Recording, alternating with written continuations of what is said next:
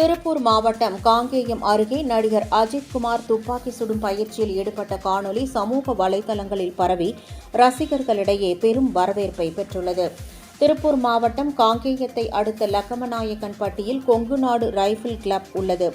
இங்கு பயிற்சி எடுக்க தமிழகத்தின் பல்வேறு பகுதிகளில் இருந்து வீரர் வீராங்கனைகள் வருகின்றனர். மேலும் காங்கேயம், புதுக்கோட்டை, சென்னை ஆகிய 3 இடங்களில் மட்டுமே பறக்கும் தட்டு சுடும் பயிற்சி அளிக்கப்படுகிறது.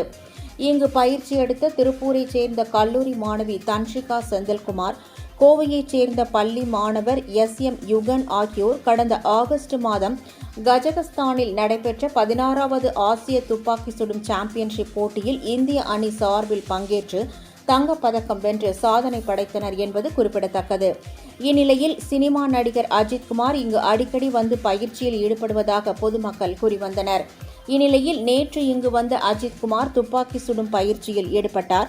இது குறித்த காணொலியை அவரது உதவியாளர் சுரேஷ் சந்திரா தனது எக்ஸ் பக்கத்தில் வெளியிட்டுள்ளார்.